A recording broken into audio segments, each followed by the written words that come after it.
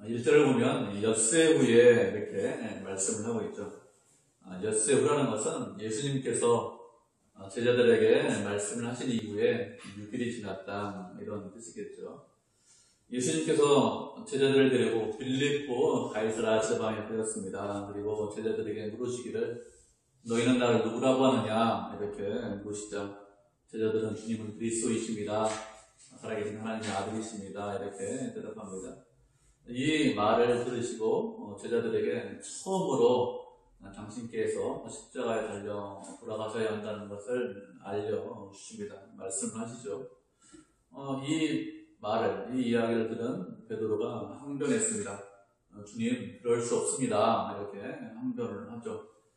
그러자 예수님께서 말씀하시기를 사탄아, 내 뒤로 물러가라. 내가 하나님의 일을 생각하지 않고 사람의 일을 생각한다고 하면서 그 베드로를 꾸짖습니다. 그리고 나를 따라오려면 자기를 부인하고 자기 자신의 십자가를 지고 주님을 따라와야 한다. 이렇게 말씀하셨습니다. 제자들은 예수님은 그리스도이십니다. 살아계신 하나님의 아들입니다. 이렇게 신앙 고백을 했습니다. 이렇게 고백했는데도 불구하고 예수님께서 이 땅에 왜 오셨는지 그리고 이 땅에 오신 예수님이 누구신지 아직까지도 정확하게 알지 못하고 있습니다. 그래서 베드로가 항변하는 거예요. 이렇게 예수님께서 십자가에 달려 돌아가셔야 된다 이렇게 말씀하시고 6일이 지났습니다. 그리고 6일 지나서 베드로와 야고보, 요한이 3명의 제자를 데리고 높은 산에 오르셨어요. 왜 높은 산에 오르셨느냐? 마태복음에서는 그 이유를 말씀하고 있지 않습니다. 평양풍문이 마가복음도 있고 누가복음도 있는데 누가복음을 보면은 산 위에 오르셔서 기도하기 위해서 산 위에 올라가셨다 이렇게 말씀을 하고 있습니다. 3명의 제자들과 기도하기 위해 산 위에 오르셨는데 예수님께서 오르신 산이 어떤 산인지 정확하게 그 산 이름을 알지 못합니다. 보통 우리가 그냥 변화산이다 이렇게 이야기를 합니다. 그런데 이스라엘 지명에는 변화산이란 그런 산 이름이 없어요. 우리가 산 이름을 모르기 때문에 변화산이라고 합니다. 학자들이 추정하기를 그 산이 헬몬산이라 이렇게 보통 추정을 합니다. 가이사랴 빌립보 지방 근처에 헬몬산인데 해발 2,800m 정도 되거든요. 그런데 말씀에 보면 높은 산에 오르셨다 이렇게 말씀하고 있기 때문에 아마 이 산에 오르시지 않았을까. 근처에 있는 산이니까. 그렇지만 확실한 것은 아니죠. 엿새 후에 이런 일이 있었다 이렇게 말씀하셨기 때문에 엿새 동안 다른 곳으로 이동해서 다른 산으로 오르셨을 수도 있습니다. 산 이름을 기록하지 않은 것은 어느 산에 오르셨느냐 이것이 중요한 것이 아니기 때문에 기록하지 않은 것이죠. 장소가 중요하지 않다는 것입니다. 만약에 장소가 중요했으면 그 장소를 기록했을 텐데 장소가 그렇게 중요하지 않기 때문에 성경 어디에도 장소는 기록이 없습니다. 예수님께서 모든 제자를 다 데리고 산에 오르신 것이 아니에요. 3명의 제자만 데리고 올라가셨습니다. 이렇게 3명의 제자만 데리고 올라가신 것은 이 3명이 더 특별하기 때문에 더 중요하기 때문에 이렇게 하신 것은 아니겠죠. 이렇게 하신 것은 제자들이 있는데 각자가 맡은 일들, 각자의 사명이 다 다릅니다.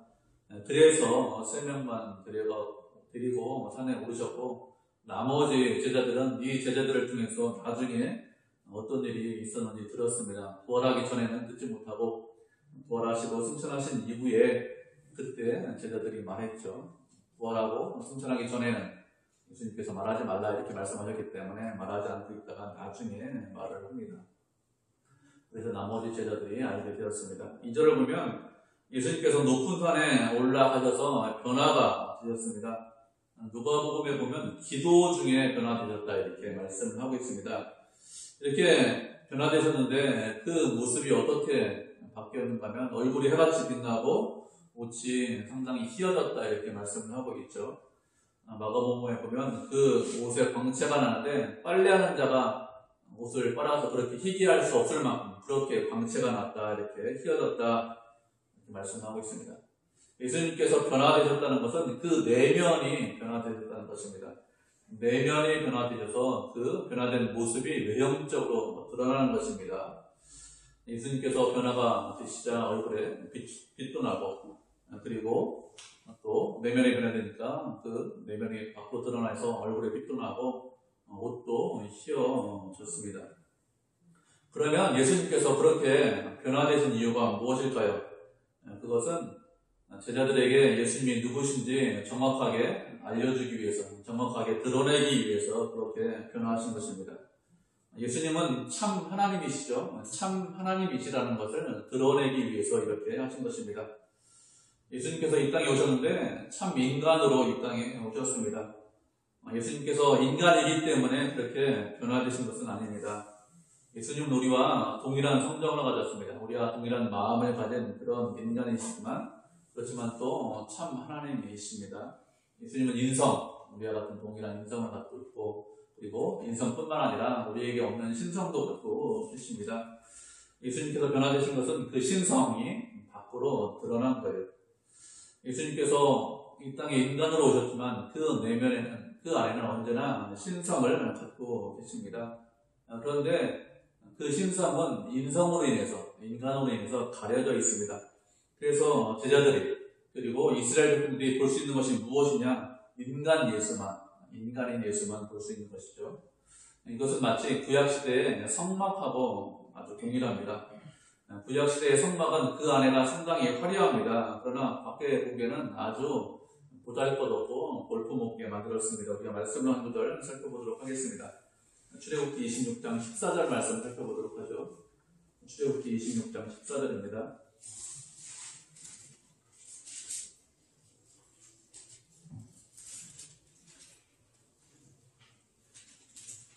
출애굽기 26장 14절 한 절이니까 다 한 목소리로 읽도록 하겠습니다. 26장 14절입니다.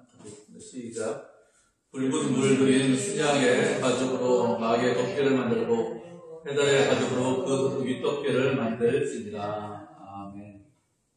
성막은 하나님께서 만들라고 하셨는데 성소와 지성소로 구분되어 있습니다. 성소는 제사장들이 그 안에서 일하는 장소가 성소입니다. 지성소는 어떤 곳이냐? 하나님의 임재의 상징, 그곳이 지성소입니다. 성소에는 사람들이 일하니까, 제사장들이 일하기 때문에 등불도 있고 떡상도 있고 여러 가지 것들이 있습니다. 그렇지만 지성소에는 그런 것들이 없습니다. 지성소 안에는 금으로 만든 두 천사가 서로 마주보고 있습니다. 그리고 그 안에는 무엇만 있느냐? 하나님의 영광의 빛만 그 안에 있습니다. 그런데 그런 성소의 외형은 어떠냐? 우리가 읽은 출애굽기 말씀처럼 붉은 물을 들인 순장의 가죽으로 덮개를 만들고, 그 위에 또 윗덮개는 페달의 가죽으로 윗덮개를 만들었습니다. 그래서 성막을 다 덮었어요. 외부에서 빛이 안으로 들어갈 수 없습니다. 그렇지만 지성소 내부는 어떠냐? 하나님의 영광의 빛이기 때문에 그 내부에는 등불이 없어도 됩니다. 계시록 말씀에 보면 이렇게 말씀을 하고 있습니다. 예수님께서 다시 오시잖아요. 그러면 우리가 새하늘과 새 땅에 들어갈 것인데, 거기에 들어가면 다시는 밤이 없다. 거기에는 다시는 등불이 필요 없고 햇빛이 필요 없다. 이렇게 말씀하고 있습니다. 왜 그런가 하면 하나님께서 언제나 우리를 비춰주시기 때문에 그렇습니다. 하나님의 영광의 빛이 있기 때문에 다시는 해가 필요 없고 다시는 이렇게 불빛이 필요 없는 것이죠. 지성소도 하나님의 임재의 상징이기 때문에 무엇이 필요 없습니까? 등불, 인간의 눈으로 보기 위한 그런 등불이 필요 없습니다. 그렇지만 그렇게 등불이 없어도 되지만 그 외형은 어떠냐? 외형은 그렇게 화려하지 않습니다. 보잘것없습니다. 고운 천이나 금이나 은이나 이런 것으로 외형을 장식한 것이 아니라 순양의 가죽으로, 페달의 가죽으로 위에를 덮었기 때문에 볼품이 없습니다. 그런데 이 성막은 누구를 예표하느냐? 예수 그리스도를 예표합니다.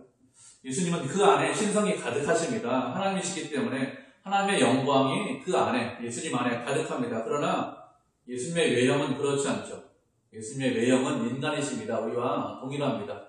그리고 말씀에 보면 볼품이 없다고 해서요. 흠모할 만한 것이 하나도 없다. 잘생기지 않았다. 별로 멋있지 않다. 이런 뜻이죠. 그런데 사람들은 어떻죠? 내면은 보지 못합니다. 그냥 외형만 봅니다. 그래서 인간 예수만 보는 것이죠. 그런데 예수님께서 변화되신 것은 그 내면이 변화되셔서 그것을 밖으로 드러낸 것이죠. 제자들에게 이것을 보여주신 것입니다. 하나님의 영광이 얼마나 큰지, 예수님께서 어떤 영광을 갖고 계신지, 그 영광이 얼마나 큰지 깨닫게 하기 위해서, 그래서 그렇게 하신 것이죠. 제자들이 이 영광을, 예수님의 영광을 보았습니다. 그 영광이 얼마나 큰지 알게 되었습니다. 그 영광은 그들이 생각하던 그 정도의 영광이 아니에요. 주는 그리스도이십니다. 살아계신 하나님의 아들입니다. 이렇게 고백했지만 내가 생각하고 인간이 생각하고 인간이 예상하는 그런 영광을 갖고 계신 것이 아니라 그 이상의 영광을 갖고 계십니다.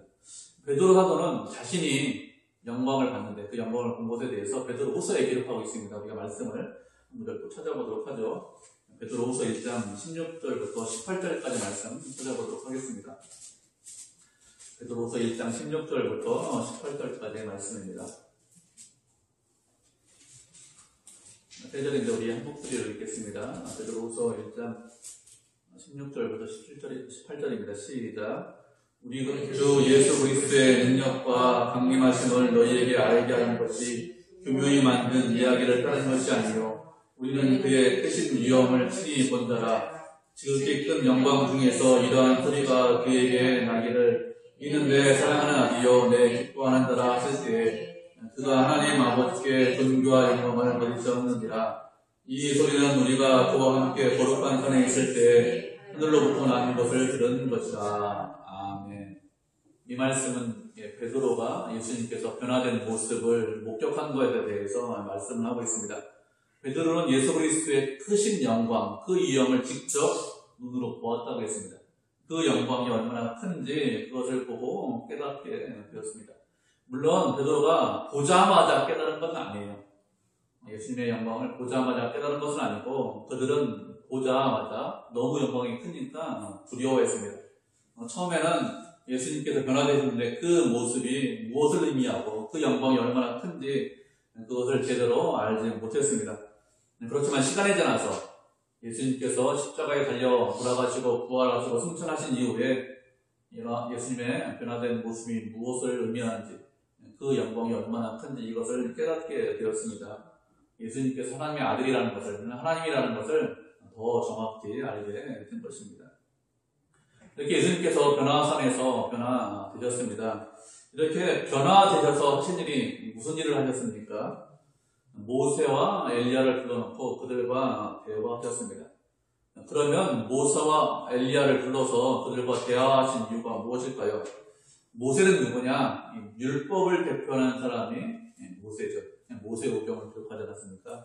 엘리야는 누구냐? 엘리야는 선지자를 대표하는 사람이 엘리야입니다. 이 두 사람은 이 구약을 사실은 대표하는 사람입니다. 이 구약을 대표하는 사람들, 그런 사람들을 불러놓고 대화를 하셨습니다. 왜 그럴까요? 왜 그런가 하면 구약 성경이 무엇 때문에 기록되어 있고 누구를 위해서 누구를 기록한 것인가 이것에 대해서 말씀하시기 위해서 모세와 엘리야를 불러서 대화를 하신 것입니다. 구약 성경 전체가 예수 그리스도에 대해서 말씀하고 있다는 것이죠. 예수님께서 모세와 엘리야를 불러서 대화를 하셨는데 그런데 그 대화 내용이 무엇이냐? 누가복음에 보면 기록되어 있습니다. 예수님의 별세에 관해서 대화를 하셨다 이렇게 말씀을 하고 있습니다. 별세에 관해서 대화를 하셨다는 것은 예수님께서 죽으셔야 된다는 것, 십자가에 달려 돌아가셔야 한다는 것에 대해서 대화를 하셨다는 것이죠. 예수님께서 이 둘을 불러놓고 여러 가지 대화를 할 수 있습니다. 다른 대화를 할 수 있는데 그런데 다른 대화를 한 것이 아니라 별세에 관해서 이야기를 하셨습니다. 예수님의 죽으심에 관해서 이야기를 하셨습니다. 그러면 왜 예수님의 죽음에 관해서 이야기를 하셨을까요? 그것은 예수님께서 이 땅에 오셨는데 그 메시아, 이 땅에 오신 메시아가 어떤 메시아인가를 말씀하시기 위해서 그렇게 하신 것이죠. 예수님께서 이 땅에 메시아로 오셨습니다. 우리를 구원하는 구원주로 이 땅에 오셨습니다. 그런데 구원주로 오신 메시아는 어떤 메시아죠? 우리의 죄를 짊어지는 그런 메시아입니다. 이 메시아에 대해서 이사야 53장에서 이렇게 말씀하고 있습니다. 그가 찔림은 우리의 허물 때문이요 그가 상함은 우리의 죄악 때문이다. 그가 징계를 받음으로 우리는 평화를 누리고 그가 채찍에 맞음으로 우리는 나음을 받았다. 우리는 다 양 같아서 그릇 행하여 각기 제 길로 바꾸늘 여호와께서는 우리 모두의 죄악을 그에게 담당시켰도다. 아멘. 이렇게 말씀하셨습니다. 예수님은 하나님의 아들이십니다. 하나님이십니다. 그리고 그 영광은 인간이 생각하는, 우리가 생각하는 그런 영광이 아니죠. 변화되심으로 인해서 그 영광이 얼마나 큰지, 그 영광이 얼마나 대단한지 우리에게 드러내셨습니다. 그런데 그렇게 큰 영광을 가진 예수님께서 이 땅에 오신 이유가 무엇입니까? 십자가에 달려 돌아가시기 위해서 이 땅에 오셨습니다. 왜 십자가에 달려 돌아가셔야 할까요? 왜 그런가 하면 그래야 우리의 죄를 용서하실 수 있기 때문에 그렇습니다. 다른 방법으로는 우리의 죄를 용서하실 수 없습니다. 십자가 말고 다른 방법으로 용서할 수 있는 방법이 있느냐? 그런 것이 없죠. 용서해야 됩니다. 왜 그런가 하면 인간의 모든 문제, 모든 괴로움의 원인이 무엇이죠? 죄가 그 원인이기 때문에 그렇습니다. 우리가 살다 보면 사는 것이 그렇게 쉽지 않다 이것을 느낍니다. 그래서 우리가 추구하는 것이 무엇이죠? 우리가 돈이 좀 더 많으면 우리 인생이 좀 괴롭지 않겠지. 내가 좀 더 건강하면 그러면 내 인생이 좀 괜찮겠지. 우리 주변에서 주변 사람들에게 칭찬받고 인정받으면 그 사람 좀 괜찮은 사람이야. 그 사람 꽤 쓸만한 사람이야. 이런 소리를 들으면 크게 문제가 없겠지 이렇게 생각합니다. 그렇게 되면 그런 소리를 듣고 우리가 재산이 많고 우리가 건강하면 그러면 우리의 괴로움이 없어질까요? 우리의 인생이 힘들지 않고 어렵지 않을까요? 그렇지 않습니다. 우리가 부자가 아니라 우리가 가난해서 돈이 없으면 아무런 문제가 없겠지 이렇게 생각하는데 그런데 실제로는 그렇지 않죠. 만약에 그렇다면 그러면 재벌이 자살하거나 아니면 재벌의 자녀들, 부자의 자식들이 자살하는 그런 일은 없어야 되겠죠. 만약에 그렇다면 예수님께서 이 땅에 오실 이유가 전혀 없습니다. 하나님께서 우리를 다 그냥 재벌로 만들어 주시면 됩니다. 하나님께서 얼마든지 그런 능력을 갖고 계십니다. 그런데 그렇게 한다고 우리의 문제가 해결됩니까? 그렇게 한다고 우리의 괴로움, 인생의 괴로움이 없어집니까? 그렇지 않습니다. 그런데 우리는 무엇을 추구하죠? 환경을 변화시켜달라고 합니다. 가난하지 않게 해주십시오. 병들지 않게 해주십시오. 고난과 어려움이 없도록 해주십시오. 이런 것들이 다 없어진다면 우리의 기도대로 그럼 우리의 문제가 해결될까요? 우리의 괴로움이 없어집니까? 그렇지 않습니다. 인간을 괴롭히는 것, 인간을 인간답게 살지 못하는 것, 살지 못하게 하는 것, 그것은 죄 때문에 그렇습니다. 그래서 무엇을 먼저 해야 됩니까? 죄에서 건져내는 것을 먼저 해야 됩니다. 그래야 인간답게 살 수 있습니다. 인간답게 살기 위한 출발이 무엇이냐? 그것은 죄에서 건져내는 거예요. 죄에서 건져내지 않으면 어떻게 될까요? 아무리 조건이 좋고 아무리 환경이 좋아도 인간은 여전히 괴롭습니다. 죄의 문제가 해결되지 않으면 인간은 여전히 고민해요. 여전히 잠자지 못합니다. 우리를 괴롭히는 것은 무엇이냐? 근본 원인은 죄죠.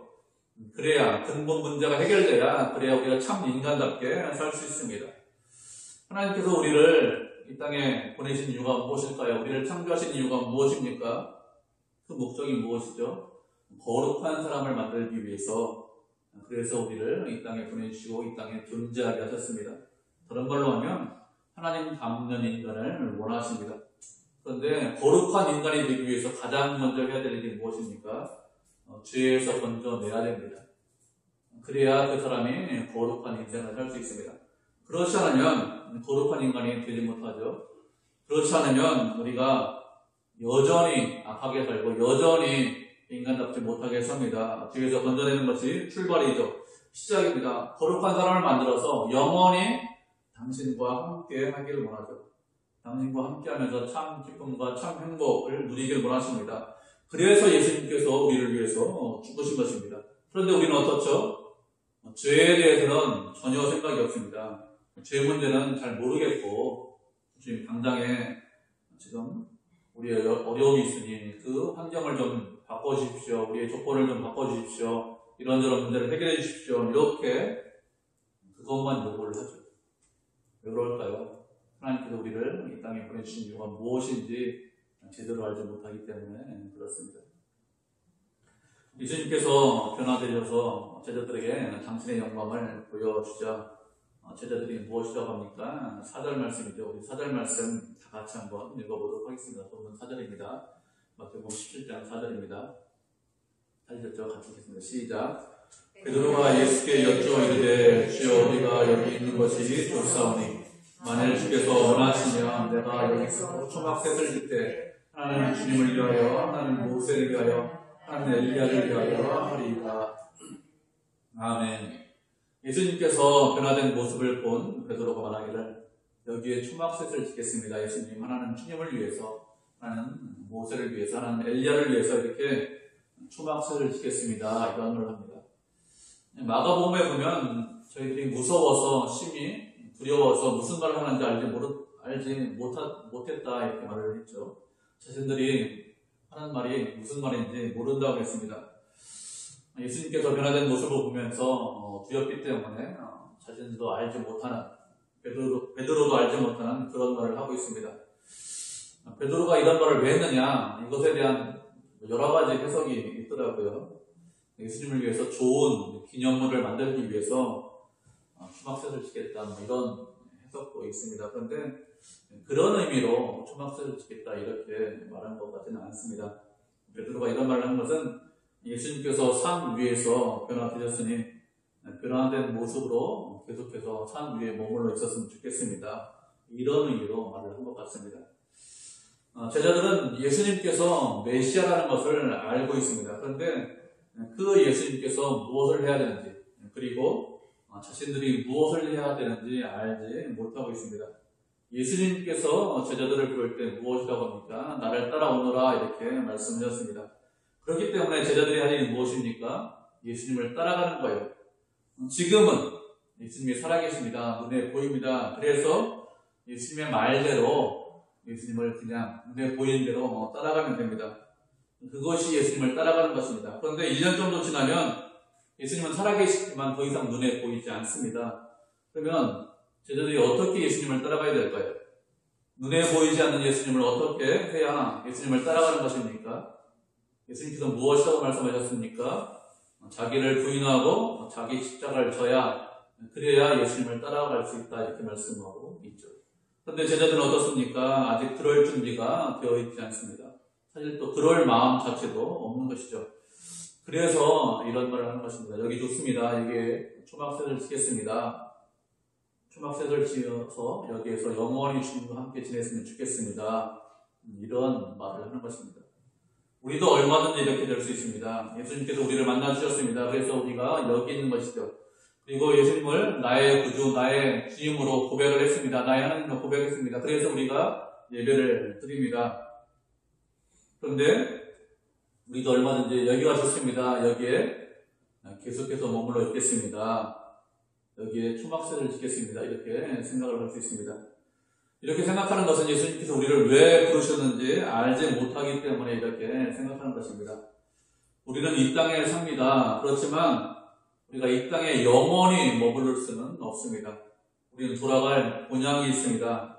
사도 바울의 말대로 우리의 시민권은 이 땅에 있는 것이 아니라 우리의 시민권은 하늘에 있습니다. 우리는 이곳에서 영원히 사는 것이 아니라 잠깐 삽니다. 우리의 인생은 나그네 인생이죠. 우리의 인생이 나그네 인생인데 나그네 인생이라는 것을 깨닫지 못하고 영원히 이곳에서 살 것처럼 생각해서 여기가 좋습니다. 여기에 초막새를 지겠습니다. 이렇게 한다면 그것은 예수님께서 우리를 이 땅에 보내주신 이유가 무엇인지 알지 못하는 것이죠. 하나님께서 우리를 불러주셨습니다. 왜 불러주셨을까요? 여기에 초막새를 지으라고 우리를 부르셨겠습니까? 그렇지 않죠. 그냥 그 자리에 머물러 있으라고 우리를 부르신 것이 아닙니다. 왜 부르셨습니까? 예수님을 따라가라고 우리를 부르셨습니다. 날마다 자기를 부인하고 자기 십자가를 지라고 우리를 부르셨습니다. 하나님께서 우리를 불러주셨어요. 아무런 이유도 없이, 아무런 목적도 없이 우리를 부르신 것이 아닙니다. 이유와 목적이 있습니다. 불러주신 이유와 목적이 있는 거예요. 주님을 따라가라고 불렀습니다. 그런데 그것을 잊어버리면 어떻게 될까요? 우리가 그것을 잊어버리면 세상의 풍조에 휩쓸릴 수밖에 없습니다. 세상 사람들의 목표는 무엇입니까? 이 세상에서 잘 먹고 잘 사는 것이 목표예요. 여기에 초막새를 짓는 것이 목표입니다. 그러나 우리는 그렇지 않습니다. 무엇을 먹을까, 무엇을 마실까, 무엇을 입을까 이런 것에 관해서 염려하지 말라고 하셨습니다. 먼저 그의 나라와 그의 의를 구해라 이렇게 말씀하셨습니다. 우리에게 원하시는 것은 먼저 그의 나라와 그의 의를 구하는 것이죠. 하나님께서 나를 부르셨다. 이것을 잊으면 이 땅에서의 삶이 영원한 삶이 아니라 나그네의 삶이다. 이것을 잊으면 그러면 어떻게 될까요? 세상 사람들과 동일해집니다. 이 땅에서 잘 먹고 잘 지내자 이런 것들만 생각하고 이런 것들만 구하겠죠. 좋은 직장에 다녀야 돼. 좋은 남편, 좋은 아내, 좋은 차, 좋은 집 내 아들이 좋은 대학에 가고 나중에 좋은 며느리, 좋은 사위 이런 얻으면 되겠지. 만약에 그렇다면 우리가 세상과 다를 게 무엇이 있습니까? 고국나무에 자라는 사람들도 똑같아요. 이런 거 다 구합니다. 무엇이 우리와 세상과 다를까요? 노아 홍수 때도 세상이 망할 때도 세상 사람들이 그랬습니다. 사람들이 먹고 마시고 시집가고 나갔습니다. 그때도 사람들이 이 세상의 전부인 것처럼 살았습니다. 결국에 망했죠. 우리도 그렇게 살면, 이 세상이 전부인 것처럼 살면 우리가 나그네 인생이라는 것을 깨닫지 못하고 이곳이 전부다, 이곳에 초막셋을 짓다, 진짜 그렇게 살면 그러면 결국에 망합니다. 하나님께서 우리를 부르시는 것, 그 이유가 있다고 했습니다. 예수님을 따라가라고 불렀습니다. 날마다 자기를 부인하고 자기 십자가를 지라고 부르셨습니다. 이것을 잊으시면 안 돼요. 있는 순간 그때부터 방황하고, 있는 순간 그때부터 세상과 동일해집니다. 그러면 세상에 버려지고 세상에 갈 뿐이겠죠. 날마다 십자가를 지셔야 됩니다. 날마다입니다. 말씀드렸죠. 과거에 그렇게 했다, 이걸로 끝나는 것이 아니라 오늘 하셔야 됩니다. 오늘 나를 부인하고 내가 질 십자가를 지고 주님을 따라가야지. 그렇게 오늘 하셔야 됩니다. 그것이 참으로 지혜로운 거예요. 그것이 영원을 바라보는 것이고 그것이 예수님을 따라가는 것입니다. 이렇게 베드로가 두려워서 초막셋을 짓겠습니다, 이렇게 말하는데 표현이 빛난 구름이 그들을 덮었습니다. 빛난 구름이 그들을 덮었다는 것은 하나님께서 그곳에 임재하셨다, 이런 뜻입니다. 하나님께서 임재하실 때는 언제나 영광의 구름이 있잖아요. 구약시대에 성막 위에 구름이 있었습니다. 그래서 구름이 머물러 있으면 이스라엘 백성이 머물고, 구름이 뜨면 이스라엘 백성들도 같이 이동하는, 그렇게 구름을 따라 이동을 했습니다. 그런 영광의 구름이 그들을 덮었습니다. 그리고 그 하늘에서 말씀하셨습니다. 하나님께서 말씀하셨죠. 무엇이라고 말씀하십니까? 내 사랑하는 자여, 내 기뻐하는 자니 너희는 그의 말을 들으라, 이렇게 말씀하셨습니다. 그의 말을 들으라, 무슨 뜻일까요? 그의 말에 순종해라, 예수 그리스도의 말에 순종해라. 또 무슨 뜻입니까? 예수님께서 십자가를 지셔야 한다고 했는데, 그런 메시아라고 말씀하셨는데 너희는 그것을 인정하고 그것을 받아들여라. 예수님이 이 땅에 십자가 지기 위해서 오셨습니다. 그리고 십자가를 지셨습니다. 그렇기 때문에 나는 십자가 질 필요 없지, 난 영광 받으면 그만이야, 이렇게 생각하면 그건 어리석은 것입니다. 예수님께서 십자가 지셨기 때문에 예수님을 따라가는 우리도 날마다 십자가를 지셔야 됩니다. 그의 말씀을 듣고 그 말씀에 순종해야 됩니다. 그의 말씀을 들어라, 그 말을 들어라, 이렇게 말씀하셨어요. 단순히 들으라 이런 뜻이 아니겠죠. 순종해라, 이런 뜻입니다. 하나님께서 뭐라 하시는 것이죠. 이렇게 소리가 나서 두려워서 엎드려 떨고 있는데 예수님께서 그들에게 다가와서 일어나라, 두려워하지 말라, 이렇게 말씀하셨습니다. 눈을 떠보니까 모세와 엘리야는 온전한 데 없고 예수님만 보입니다. 산에 내려오면서 부활할 때까지 말하지 말라, 이렇게 말씀하셨습니다. 왜 말하지 말라고 말씀하십니까? 제자들이 이 일에 대해서 정확하게 알지 못하기 때문에 그렇게 말씀하신 것입니다. 변화한 사람에서 변화가 되셨는데 무슨 의미인지 깨닫지 못해서 다른 사람들에게 말하지 말라, 이렇게 말씀하신 것이죠. 예수님께서 부활하시고 그리고 이 땅에 40일 동안 계셨습니다. 제자들에게 여러 번 나타나셨어요. 그래서 예수님의 죽으심, 예수님의 부활하심, 이런 것들이 무엇을 말씀하는지, 무엇을 의미하는지 이런 것들을 깨닫게 해주셨습니다. 제자들은 그때까지 예수님의 전체 생애가 잘 알지 못하고 그리고 깨닫지 못했습니다. 그래서 부활하신 이후에 베드로가 어떻게 합니까? 나 물고기 잡으러 간다. 부활을 하신 예수님을 만났는데도 그렇게 해요. 잘 몰라서 그런 것입니다. 그래서 예수님께서 깨닫게 해주실 때까지 이 일을 말하지 말아라, 이렇게 말씀하는 것이죠. 그 말씀에 따라서 베드로와 요한이 말하지 않고 있다가 나중에 부활 승천하신 이후에 예수님이 어떤 메시아인지 정확히 알고 예수님께서 이 땅에 오신 이유가 무엇인지 정확히 알 이후에 베드로후서 1장에서 우리가 읽었죠. 그렇게 이야기합니다. 베드로가 직접 반복하고 있습니다. 이해하지 못해서 이렇게 말씀하는 것입니다. 예수님은 참 하나님이십니다. 그렇지만 이 땅에 어떻게 오셨습니까? 종으로, 인간으로 이 땅에 오셨습니다. 그래서 종으로 오셔서 우리를 섬기셨습니다. 우리가 할 일이 무엇이죠? 그의 말을 듣는 것, 그 말씀에 순종하는 것, 그것이 우리가 할 일입니다. 주님께서 우리에게 원하시는 것이 무엇입니까? 주님을 따라가고 주님을 닮아가기를 원하십니다.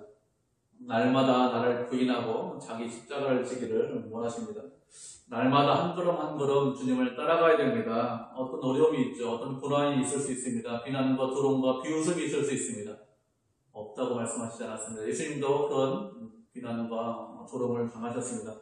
그렇지만 그것이 주님께서 가신 길이기 때문에, 그리고 그 길을 우리가 걸어가야, 그래야 우리의 삶이 거룩해지고 주님을 닮아가고 주님과 함께 할 수 있기 때문에 주님을 따르라 이렇게 말씀을 하셨습니다. 그렇게 날마다 자기를 부인하고 자기 십자가를 지고 주님을 따라서 그래서 주님께 영광을 드리는 그런 믿음의 성도, 은혜의 성도가 되시기를 주님의 이름으로 축복을 드립니다.